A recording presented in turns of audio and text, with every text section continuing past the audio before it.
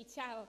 Io sono Cristina Guarda, ho 25 anni, vivo a Lonigo e sono candidata al Consiglio regionale per la circoscrizione di Vicenza.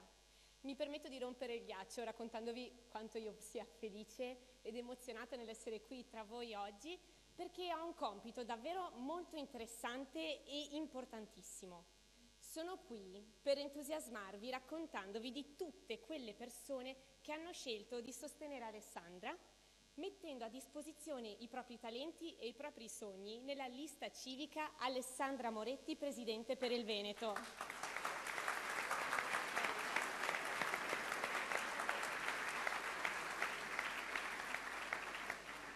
Nella presentazione generale della lista si legge: è una lista che rappresenta davvero il rinnovamento. È fatta di persone per lo più nuove al mondo della politica che mettono a disposizione la loro storia, il loro sapere, perché questa regione sia governata in una maniera efficace, mettendo al centro la competenza e l'onestà.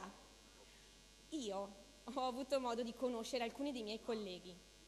Ho visto medici, docenti, artisti, imprenditori, professionisti, sportivi, un gruppo variegato di esperienze e competenze, ma unito da un solo denominatore comune: la politica. Ma come, direte voi? Ci è stato detto che questa è la lista delle persone che mai prima hanno avuto un'esperienza politica. Che cos'è che sta dicendo? Ve lo dico io, non mi sto sbagliando. E adesso, per dimostrarlo, vi devo però spiegare che cosa significhi per me il termine politica. Politica. La politica non è quella che leggiamo sui giornali. La politica non è il dibattito fra i partiti.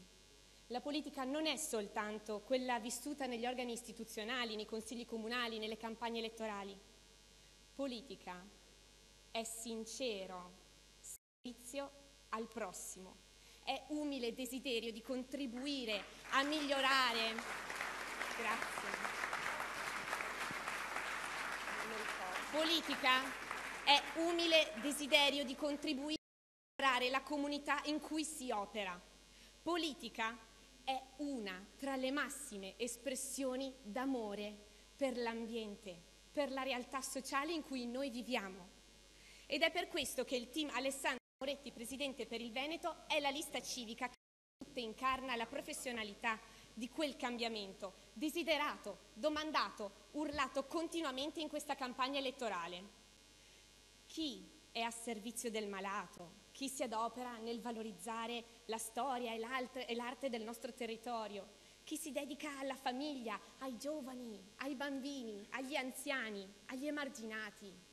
Chi si spende per la ricerca, per l'imprenditoria sana, la finanza etica? Chi difende il dialogo rispettoso fra culture ed ideologie? Chi difende l'ambiente e gli animali? Tutti noi facciamo politica, sfido, tutti voi lo siete.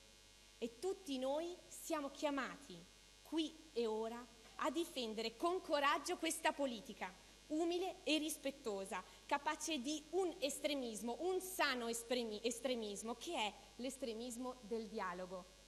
Un dialogo che richiede il massimo del coinvolgimento, che è rischioso, esigente, sfidante, che punta a recidere le radici dell'incomprensione, della paura e del risentimento.